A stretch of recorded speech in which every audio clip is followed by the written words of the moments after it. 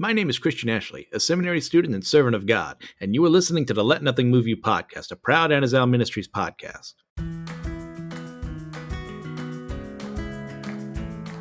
Welcome back, everyone, to the next episode of the Let Nothing Move You podcast. I'm your host, Christian Ashley, as we continue on through the book of Leviticus. This time, we're going to be in chapters 3 through 6. I should also let you know this is being recorded out of sequence. The next episode was actually been recorded before this, and then there's another episode that's going to be recorded for those before others. We're going to be all over the place. It's just people just working together to get stuff done so that when I'm out of town at the end of this month and they're out of town at different parts of this month, we could just get stuff done. So there's that. I really appreciate them being as flexible as they are to get this all done. So without any further ado, we have just launched, as you've heard on this feed as well, the Some Joyful Noises podcast. Once again, it has no host. That is, multiple people are part of it. If you would like to be a part of that, you can reach out. I think it's, I should have looked this up before I said anything. Let me double check. It's the Anazal Ministries podcast at gmail.com. If you yourself feel led in some way, you want to talk about music, it does not have to be Christian. That's what I focused on. Obviously, you heard Jesus Freak there, but I do plan to get to secular music along the way too. So, yeah, there's something you're interested in, go to Some Joyful Noises, follow them, leave a 5-star review, be perfect. Thank you for all that you do. But now we'll be getting into Leviticus 3, starting with verses 1 through 17. If his offering is a sacrifice of peace offering, if he offers an animal from the herd, male or female, he shall offer it without blemish before the Lord, and he shall lay his hand on the head of his offering and kill it at the entrance of the tent of meeting. And Aaron's sons, the priests, shall throw the blood against the sides of the altar. And from the sacrifice of the peace offering, as a food offering to the Lord, he shall offer the fat covering the entrails, and all the fat that is on the entrails, and the 2 kidneys with the fat that is on them at the loins, and the long lobe of the liver that he shall remove with the kidneys. Then Aaron's son shall burn it on the altar on top of the burnt offering, which is on the wood on the fire. It is a food offering with a pleasing aroma to the Lord. If his offering for a sacrifice of peace offering to the Lord is an animal from the flock, male or female, he shall offer it without blemish.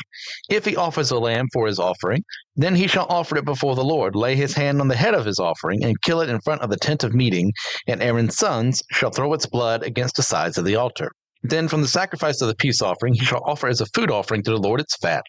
He shall remove the whole fat tail, cut off close to the backbone, and a fat that covers the entrails, and all the fat that is on the entrails, and the 2 kidneys with the fat that is on them at the loins, and the long lobe of the liver that he shall remove with the kidneys. And the priest shall burn it on the altar as a food offering to the Lord. If his offering is a goat, then he shall offer it before the Lord, and lay his hand on its head, and kill it in front of the tent of meeting, and the sons of Aaron shall throw its blood against the sides of the altar. Then he shall offer from it as his offering for the food offering to the Lord, the fat covering the entrails, and all the fat that is on the entrails, and the 2 kidneys with the fat that is on them at the loins, and the long lobe of the liver that he shall remove from the kidneys. And the priest shall burn them on the altar as a food offering with a pleasing aroma. All fat is the Lord's. It shall be a statute forever throughout your generations and all your dwelling places, that you eat neither fat nor blood. Now earlier, sacrifices were there to cover the people's sins. But we see here in the peace offering, there's a separate type of sacrifice being offered. And that it exists as part of God's design to bring fellowship and peace between God and the offerer. There is really no other point to this other than, as we'll see later on in the Thanksgiving offering, well, not the Thanksgiving offering, that's just what we talked about because that's the word used there. But later on in that specific offering, it's just a communing between man and God. And this is a way to say, look, God, I want there to be peace between us. I want to be yours. I want to show you proper devotion. And this is a way of doing that goes beyond a little bit of what you're expected to do. And it's a very beautiful thing that is allowed to happen. Now, as part of this, God forbade the priest and the offerer from partaking of the fat of the animal, and instead were to eat other parts. Why was this? Well, there's multiple reasons. One was to set the Israelites apart from their Canaanite neighbors, who most definitely partook of the fat. 2 was to have the priests deny themselves, as the priests around them would most definitely not do, and just take what they wanted. And 3, it was because he commanded them to do so. I mean, that's kind of a cop-out answer in many ways. God said to do it. But yeah, who's talking here? The God who created the universe. When he says, goes. I can't argue against it. Well, I can, but I'll fail every single day. But he said to do it. Now, in most, if not all pagan sacrifices made in the world, the priests would partake of the best of the animal for themselves, which was seen as their rightful reward for communing on behalf of the gods for the people who offered the sacrifices. Now, in the ancient world, that makes perfect sense. I mean, they're doing you a favor here, aren't they? They're talking to Zeus, they're talking to Osiris, and just bringing you everything you need just by getting this sacrifice done to make you right between the gods and man. So don't they deserve the best of the best? Well, from a human perspective, yes. But under a true sacrificial system, this principle, yeah, they deserve compensation. That's true. But the priests of God were actually speaking with the only God who created the world and them.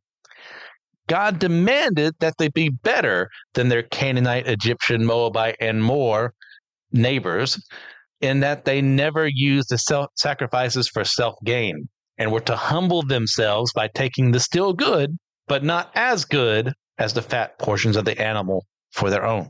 God would still look out for the priests, but as part of his role as God, he deserved the best. So should they not do this, they would have despoiled the sacrifice in favor of their own greed and pride. Now, God doesn't need to eat the food, but that's not the point. The point is the best is being offered to the best so that they don't think of themselves as too high and mighty, and they realize who they are serving. And how they are supposed to serve him is to be humble. And that God gives them anything at all in this is a huge blessing because he doesn't have to. Yet, because he loves his people, because he loves his priests, he lets them have something that is good, just not as good as what the other people around them would have, because they are having, in the midst of that sacrifice, to make additional sacrifices so that they can prove their love to him. Now, sometimes God does this to us as well. Like many times in our lives, there's going to be moments where we see something good and we seek after it and we just never receive it, or maybe we get a lesser portion of it. And this isn't necessarily because God doesn't want us to have happiness or to never possess wealth and possessions, but sometimes we don't need those things we seek after because God knows they'll distract us from seeking after him. There have been multiple times I have wanted more. I have wanted a job in my field, what I studied for in college, and I never once got it, even when there were times it got really close, because God knew he had a calling for me that I was rejecting. And if he had given me that, he would have been leaving me to my own devices. And God was merciful enough not to do that to me. Now, I don't know what it is for you, but I know if you do an honest self-assessment of yourselves, you're going to look and say, oh, that's why he said no. That's why I'm not as rich as this person over here, because that person over there, God has gifted them with those riches. And what are they doing with them? It's distracting them from God.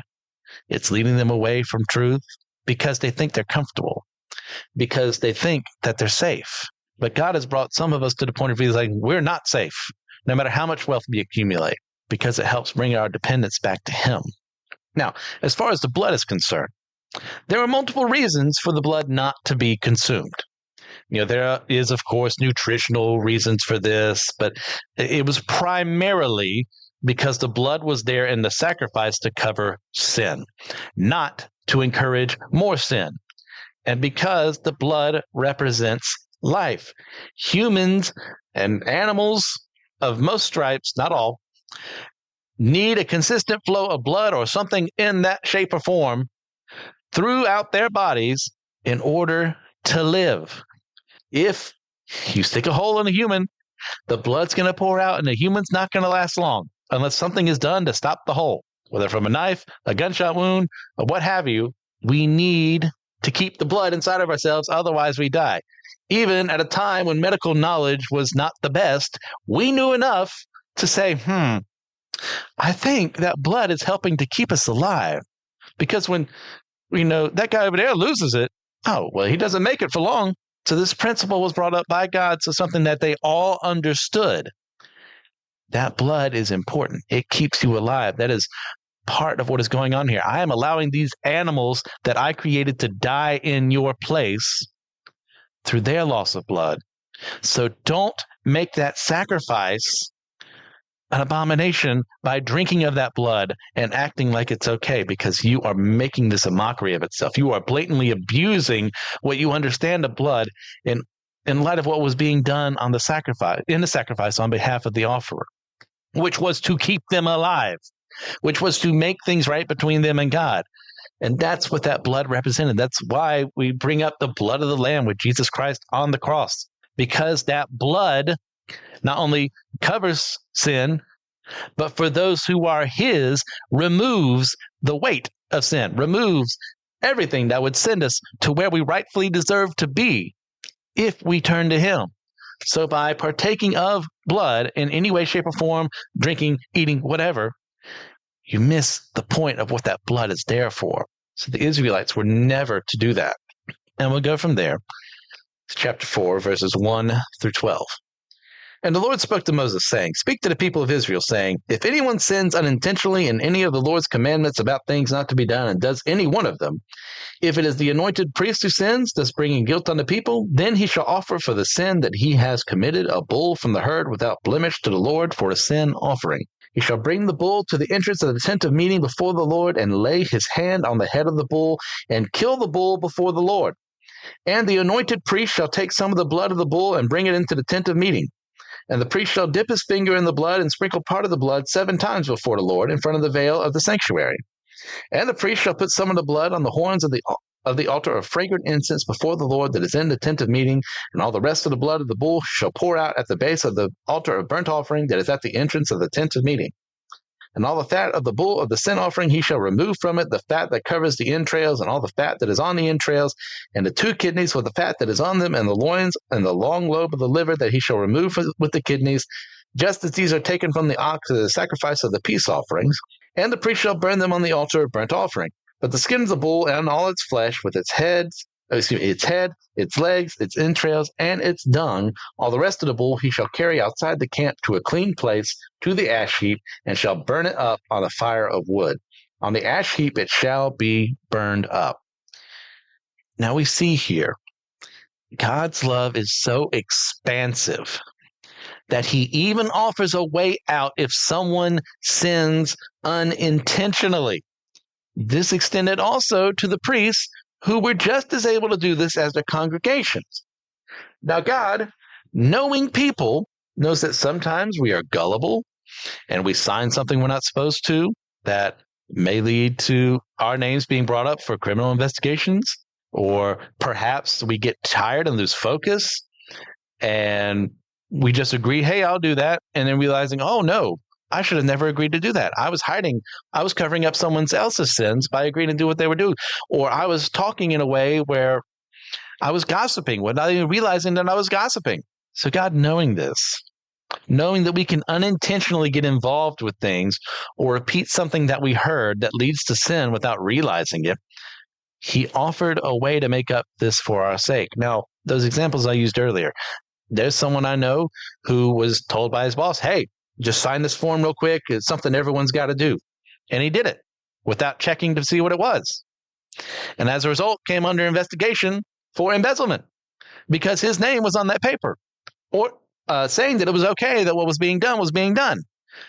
And there have been times, too, in my own life for the gossiping part where I've just been listening to what someone said, and then I repeated it to someone else thinking that I was speaking truth, when in fact I was carrying on a lie that someone had brought up because I didn't verify it, because I was just being part of that gossipy hen crowd and causing destruction without thinking about it.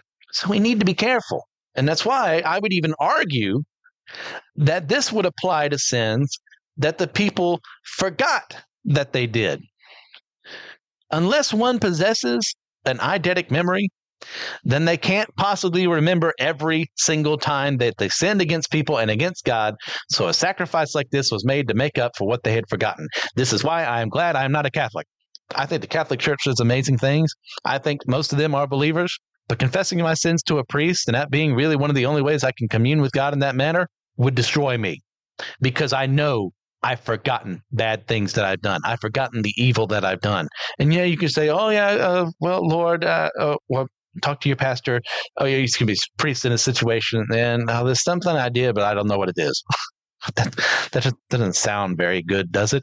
But when you're talking to God, you can just be fully admitting to him, like, look, I don't remember what I did, but I know in my heart of hearts I have done something wrong. Please forgive me. And there's no Hail Marys or Our Fathers that I have to do because it's golden, because he knows I'm only human.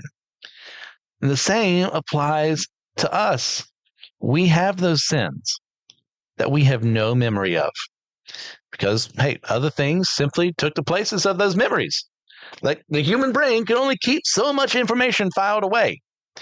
And even people with eidetic memories, I still think there's still not a 100% success rate at the retrieval of those memories because the human brain can only hold so much information inside of it without going mad. So I still need to ask forgiveness for things I don't remember doing because I harmed people and I harmed my relationship with God. So the same applies to you as well. We need to be better about this. We don't need to say, man, there's something wrong, but I don't remember what it was, so I guess I don't need to pray for forgiveness. No, the answer is always, God, I don't remember what I did, and I am sorry that I don't. Please forgive me. And if it is possible, remind me so that I can go to the people that I hurt and ask their forgiveness as well. That is why God allows things like this. Now, I could have been editorializing there, and that has absolutely nothing to do with anything that just was brought up earlier, and you're free to disagree with me on that, but I can't help but think of that in moments like this when God is allowing something for unintentional sins, or even for sins that people do actually commit, as we'll see later on, and they meant them, for there to be a way out of that, for there to be forgiveness. And we go from there to verses 13 through 26. If the whole congregation of Israel sins unintentionally, and the thing is hidden from the eyes of the assembly, and they do any one of the things that by the Lord's commandments ought not to be done, and they realize their guilt. When the sin which they have committed becomes known, the assembly shall offer a bull from the herd for a sin offering, and bring it in front of the tent of meeting. And the elders of the congregation shall lay their hands on the head of the bull before the Lord, and the bull shall be killed before the Lord. Then the anointed priest shall bring some of the blood of the bull into the tent of meeting, and the priest shall dip his finger in the blood and sprinkle it 7 times before the Lord in front of the veil. And he shall put some of the blood on the horns of the altar that is in the tent of meeting before the Lord, and the rest of the blood he shall pour out at the base of the altar of burnt offerings that is at the entrance of the tent of meeting. And all its fat he shall take from it and burn on the altar. Thus shall he do with the bull, as he did with the bull of the sin offering, so shall he do with this. And the priest shall make atonement for them, and they shall be forgiven. And he shall carry the bull outside the camp and burn it up as he burned the first bull. It is the sin offering for the assembly. When a leader sins, doing unintentionally any one of all the things that by the commandments of the Lord his God ought not to be done, and realizes his guilt, or the sin which he has committed is made known to him, he shall bring as his offering a goat, a male without blemish, and shall lay his hand on the head of the goat and kill it in the place where they kill the burnt offering before the Lord. It is a sin offering. Then the priest shall take some of the blood of the sin offering with his finger and put it on the horns of the altar of burnt offering and pour out the rest of its blood at the base of the altar of burnt offering. And all its fat he shall burn on the altar like the fat of the sacrifice of peace offerings. So the priest shall make atonement for him for his sin, and he shall be forgiven. Now, you're wondering to yourself, what is an unintentional sin other than what we kind of brought up? Well, that is a perfect example, especially in regards to the congregation of Israel. But first, we need to go back to Exodus 34, verses 10 through 16. This time read in the NIV, we see God command this. Then the Lord said, I am making a covenant with you. Before all your people, I will do wonders never before done in any nation in all the world. The people you live among will see how awesome is the work that I, the Lord, will do for you. Obey what I command you today. I will drive out before you the Amorites, Canaanites, Hittites, Perizzites, Hivites, and Jebusites. Be careful not to make a treaty with those who live in the land where you are going, or they will be a snare among you. Break down their altars, smash their sacred stones, and cut down the Asherah poles. Do not worship any other god, for the Lord, whose name is a jealous God. Be careful not to make a treaty with those who live in the land, for when they prostitute themselves to their gods and sacrifice to them, They will invite you, and you will eat their sacrifices. And when you choose some of their daughters as wives to your sons, and those daughters prostitute themselves to their gods, they will lead your sons to do the same. Now, I bring this up to set up the next part of this discussion, to show how it is possible for a nation and someone to unintentionally sin against God. By law, the people of Israel were never to make treaties with the people of Canaan, who, as a result of their sin and apostasy, deserved to be wiped out and had been given more time than they deserved to repent of this, which they had failed to do. So the Israelites were commanded to wipe them out without exception, so that these very same things that God mentions before don't happen. But Israel fails to do this. And we're going to see that in Joshua 9, 3 through 18, this time in a CSB. When the inhabitants of Gibeon heard what Joshua had done to Jericho and Ai, destroying them completely, they acted deceptively. They gathered provisions and took worn-out sacks of their donkeys and their old wineskins cracked and mended. They wore old patched sandals on their feet and threadbare clothing on their bodies. Their entire provision of bread was dry and crumbly. They went to Joshua in the camp of Gilgal and said to him and the men of Israel, "We have come from a distant land. Please make a treaty with us." The men of Israel replied to the Hivites, "Perhaps you live among us. How can we make a treaty with you?" They said to Joshua, "We are your servants." Then Joshua asked them, "Who are you and where do you come from?" They replied to him, "Your servants have come from a faraway land because of the reputation of the Lord your God. For we have heard of his fame and all that he did in Egypt and all that he did to the two Amorite kings beyond the Jordan, King Sihon of Heshbon and King Og of Bashan, who was in Ashtaroth. So our elders and all the inhabitants of our land told us, 'Take provisions with you for the journey. Go and meet them and say, "We are your servants. Please make a treaty with us. This bread of ours was warm when we took it from our houses as food on the day we left to come to you. But see, it is now dry and crumbly. These wineskins were new when we filled them, but see, they are cracked. And these clothes and sandals of ours were worn out from the extremely long journey." Then the men of Israel took some of their provisions, but did not seek the Lord's decision. So Joshua established peace with them and made a treaty to let them live. And the leaders of the community swore an oath to them. 3 days after making the treaty with them, they heard of the Gibeonites were their neighbors living among them. So the Israelites set out and reached the Gibeonite cities on the 3rd day. Now their cities were Gibeon, Shepharah, Beeroth, and Kiriath Jearim. But the Israelites did not attack them because the leaders of the community had sworn an oath to them by the Lord, the God of Israel. Then the whole community grumbled against the leaders. Here we see exactly how we can be deceived if we are not careful in dealing with the world. The Israelites were commanded never to make treaties with the people of the land who would lead them into sin, yet did so anyways because they sought out their own wisdom and did not consult God. This is prideful. This is evil. This is sinful. They were not thinking of it in that way because they weren't looking at the totality of what was being presented to them. They were being fed a very well-crafted lie, and they fell for it hook, line, and sinker. Thus, they would have needed to make a sin offering in this case. For us, we need to be mindful that the world we live in does not love God and never will without Him doing a mighty work in their hearts. The world will deceive us because they think we're naive or weak, or because we follow a loving God that is antithetical to everything they believe in, even though they may espouse love. They have no idea what the word actually means. So we must remain vigilant so that we are shrewd in our dealings with them and wise in that we know how they operate. Otherwise, we will be taken advantage of, and we will lead ourselves into sinning without even knowing it. As the polyjuice potion drinking man who pretended to be Mad-Eye Moody once said, constant vigilance. That is how we need to act in a world that despises God and his people and wishes us to be just as evil as them. Now, do not hear me say that just because someone does not believe in God, they're incapable of good. That is not what I'm saying, but they are incapable of following God because they are not his. And as a result, there are many people in this world who are going to act in an evil manner so that they bring Christians to sin because they enjoy the thought of it, because they know how desperate they are for a Savior, and yet they reject it, and they don't want to admit to it. So the people who do, they want to bring them down. They want to bring us down to their level. So we need to have that constant vigilance, not in a paranoid sense, not in a every stone that I unturn or every person I meet is going to lead me into sin, but in a sense of this is a possibility. I need to consider the possibility and then prepare for it so that when this does happen, and it will happen because we are commanded to go into the world that does not love God and does not know him, then we are prepared for that very same world. Because guess what? We were also a part of that world at one point in time until we repented of our sins and became his. And we are still human. We are still vulnerable to going back to those ways, unintentional or intentional. So just be careful. Have that constant vigilance.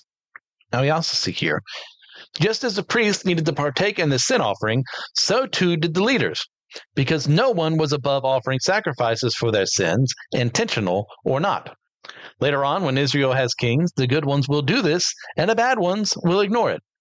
A good leader admits sin and guilt and then makes recompense for it. That is a good leader. Now we'll go from there to verses 27 through 35. If any one of the common people sins unintentionally in doing any one of the things that by the Lord's commandments ought not to be done, and realizes his guilt, or the sin which he has committed is made known to him, he shall bring for his offering a goat, a female without blemish, for his sin which he has committed. And he shall lay his hand on the head of the sin offering and kill the sin offering in the place of burnt offering. And a priest shall take some of its blood with his finger and put it on the horns of the altar of burnt offering, and pour out all the rest of its blood at the base of the altar. And all its fat he shall remove, as the fat is removed from the peace offerings, and the priest shall burn it on the altar for a pleasing aroma to the Lord. And the priest shall make atonement for him, and he shall be forgiven. If he brings a lamb as his offering for a sin offering, he shall bring a female without blemish, and lay his hand on the head of the sin offering, and kill it for the sin offering, in the place where they kill the burnt offering. Then the priest shall take some of the blood of the sin offering with his finger, and put it on the horns of the altar of burnt offerings, and pour out all the rest of its blood at the base of the altar. And all its fat he shall remove, as the fat of the lamb is removed from the sacrifice of peace offerings, and the priest shall burn it on the altar on top of the Lord's food offerings. And the priest shall make atonement for him for the sin which he has committed, and he shall be forgiven. Earlier, we saw how this applied to the priests, and we saw how it applied to the leaders. But God did not forget or neglect the common man in this either. Instead, he sets up a system that favors them in a way that allows them to offer sacrifices at a lesser payment and cost them, at a lesser payment and cost than those who are richer than them. God looks after all, whether rich or poor, because they are all his children. You will see accusations thrown against Scripture that this is only for the rich. God just wants people with money because that's Christianity is a scheme, just for pastors and priests to get themselves even richer. Now, pastors and priests have done exactly that thing before. I'm not denying that. But that is not what the gospel is about. That is not what the Bible is about. God looks at rich, he looks at poor, and he sees them as his children who need him. So he made rules for each of them that applied to certain groups to look after them and to keep others humble. I'll move from there to chapter 5, verses 1 through 13.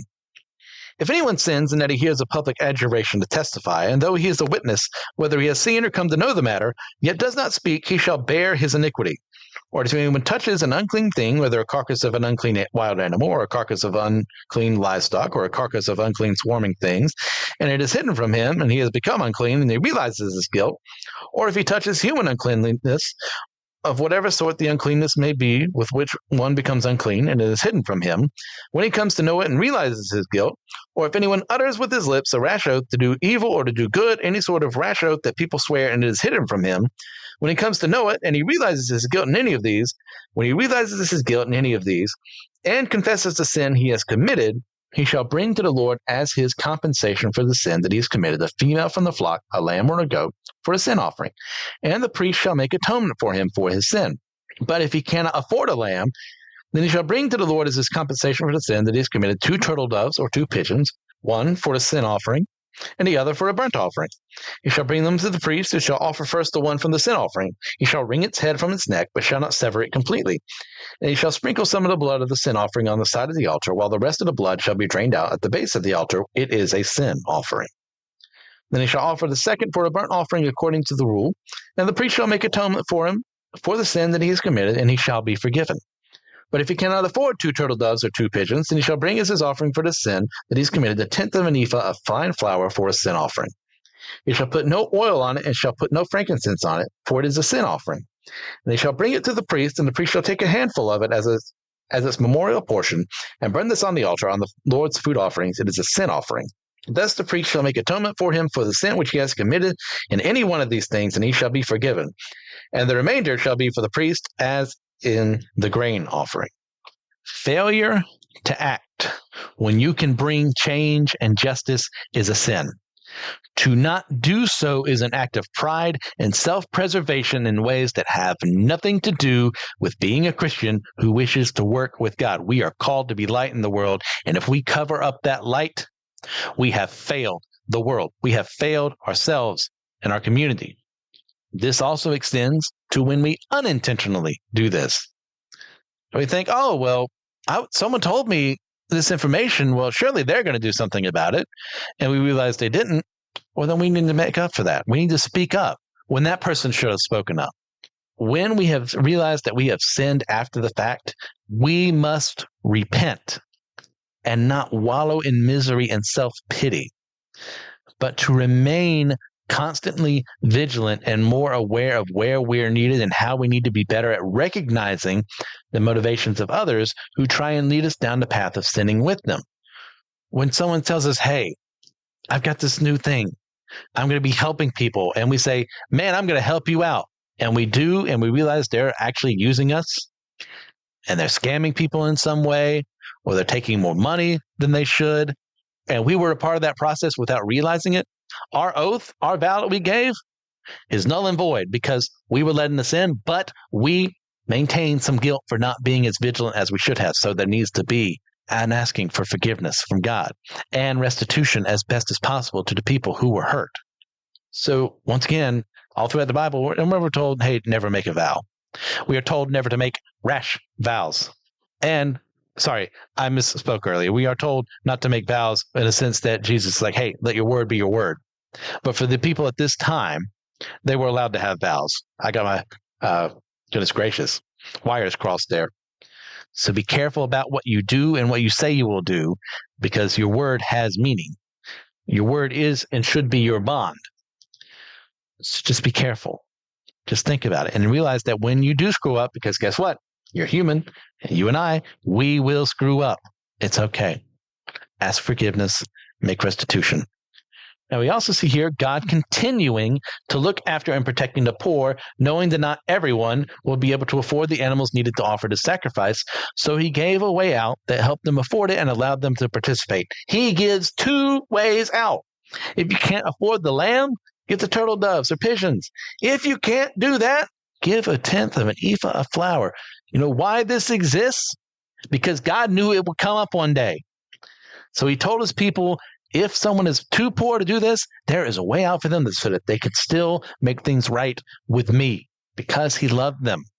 We go from there to verses 14 through 19. The Lord spoke to Moses, saying, if anyone commits a breach of faith and sins unintentionally in any of the holy things of the Lord, he shall bring to the Lord as his compensation a ram without blemish out of the flock, valued in silver shekels, according to the shekel of the sanctuary, for a guilt offering. He shall also make restitution for what he has done amiss in a holy thing, and shall add a fifth to it, and give it to the priest. And the priest shall make atonement for him with the ram of the guilt offering, and he shall be forgiven. If anyone sins, doing any of the things that by the Lord's commandments ought not to be done, though he did not know it, then realizes his guilt, he shall bear his iniquity. He shall bring to the priest a ram without blemish out of the flock, or its equivalent, for a guilt offering, and the priest shall make atonement for him for the mistake that he made unintentionally, and he shall be forgiven. It is a guilt offering. He has indeed incurred guilt before the Lord. Guilt offerings, this is very difficult to understand. So if your eyes are crossed, I get it. It took a lot of extra work for me to understand what's going on here, but guilt offerings were separate from sin offerings because of the intent behind the sacrifice. The sin offering was always for unintentional or passive sins, while the guilt offering was for intentional sins of the people and unintentional ones when they dealt with holy things like the sacrifices or their tithing or something that is called holy, and they're supposed to be done in manners like this. To those who abuse the system for their own gain, they would oftentimes offer sacrifices without meaning them or by pretending to be poorer than they actually were, so they offered less, or they wouldn't give the proper tithes, which made their relationship with God sour because of their actions. However, If one were to realize their sin and feel their need to repent, this sacrifice was made as a part of the system so that they could remain with the people and not be cut off from them. They then had to give far more than they would have given if they had just practiced the proper respect and devotion the first time around. Now, this also extended to people who unknowingly did something improper in regards to the holy things, which was different from the unintentional sinning because of how the sin was performed in regards to God's holy objects and locations like the tabernacle. There was never a defense of, I didn't know, because not knowing something was sinful is no excuse to God, who demands perfection from his people. And even in most modern courts, this defense does not exist either. Ignorance of the law does not protect one from the consequences of breaking that law you didn't know you were breaking. So too does God look at this in this manner. So be mindful of that when our sins are brought against us by others, and then repent when it is made known to us that we have been sinning, even though we thought we weren't. The worst thing we can do is say, no, I wasn't sinning. No, that wasn't me. When it's been brought to our attention, hey, I don't think you meant to do this way. You were sinning. Please stop doing that, because it's normally given by someone who is earnestly seeking to make things right between us and God. And yet then we go, nah, wasn't me. I wasn't sinning. It must have been you. Because we missed the point of that, is that someone has lovingly called out sin for our sake so that we can make up for it. Then we go, I've been a fool. I screwed up. Lord, forgive me. Guess what he's going to do? Forgive you, because that's what he's about. And we'll go from there to chapter 6, verses 1 through 7.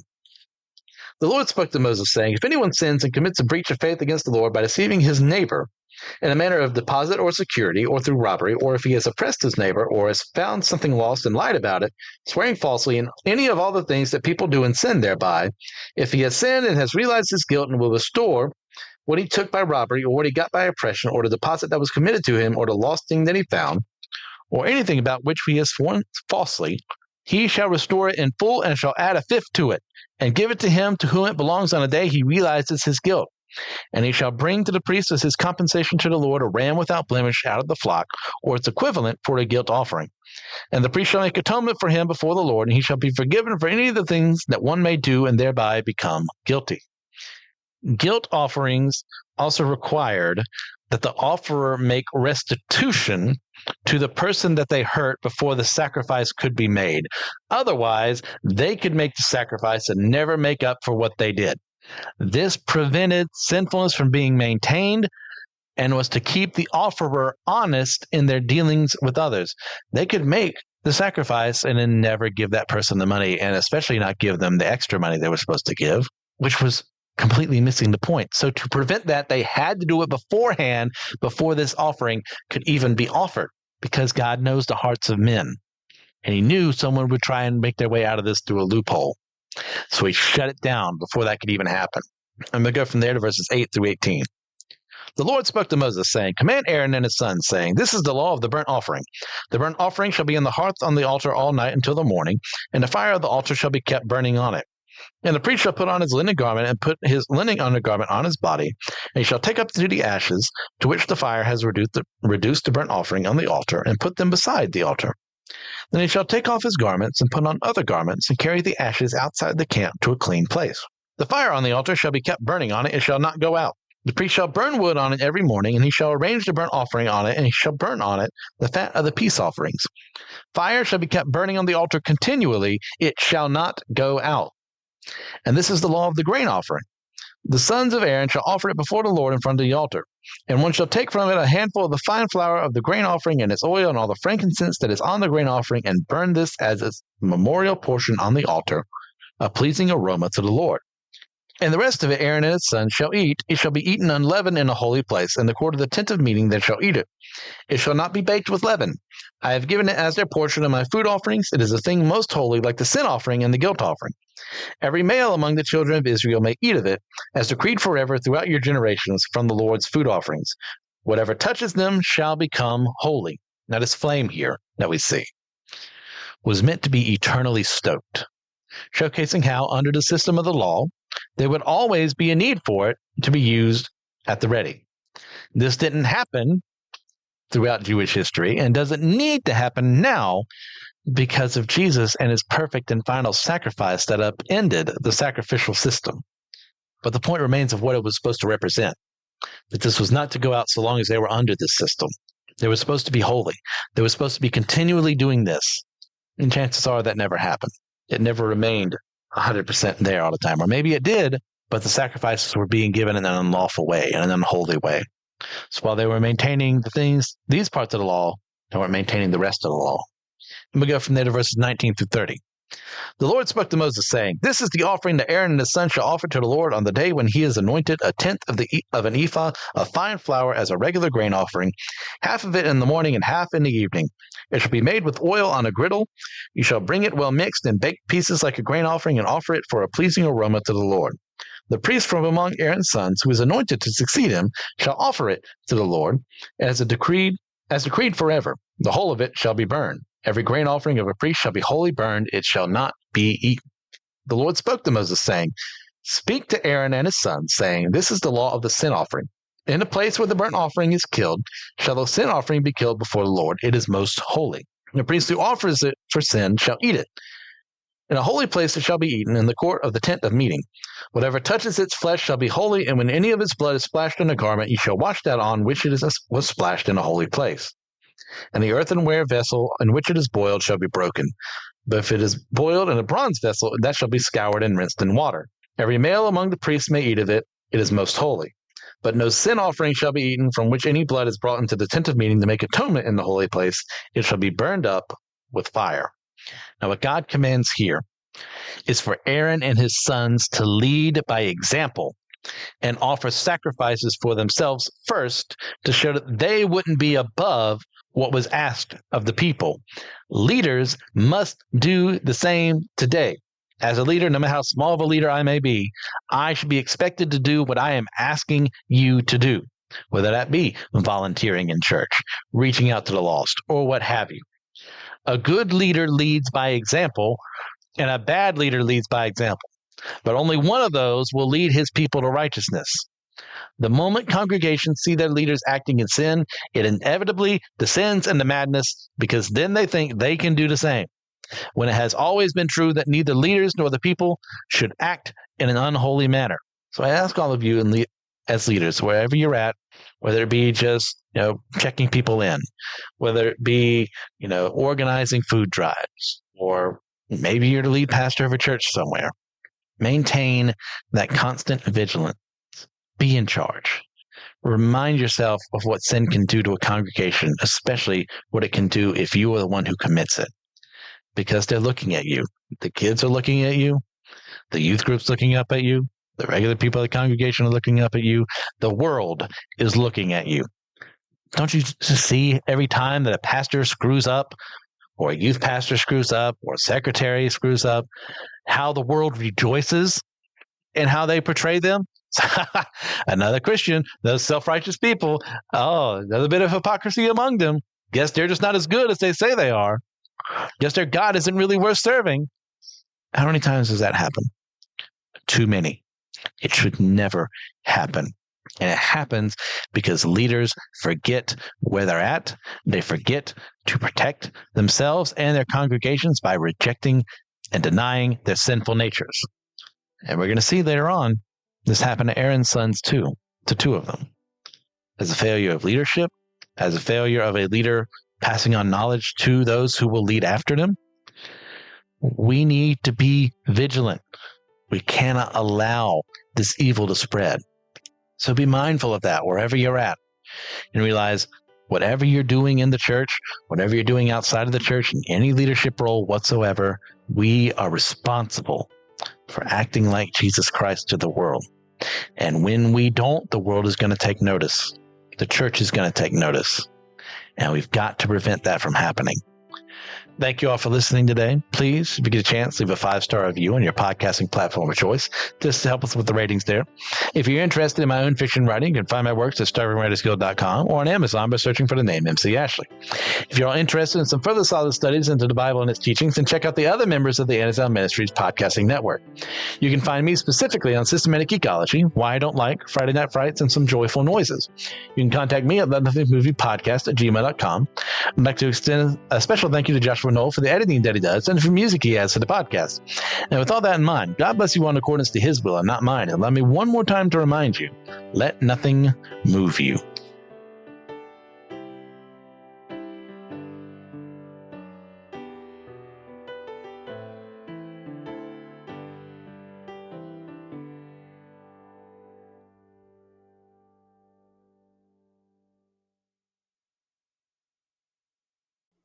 Hey guys, are you interested in podcasting but don't know where to go? Well, check out Zencaster.com and go ahead and make an account there and use special promo code Let Nothing Move You, all caps. That way you can get 30% off of your next deal to go ahead and set things up so you can figure out how to edit stuff using Zencaster.com to host your stuff, to get things done there. So check out Zencaster.com, use special promo code Let Nothing Move You. All right, see ya.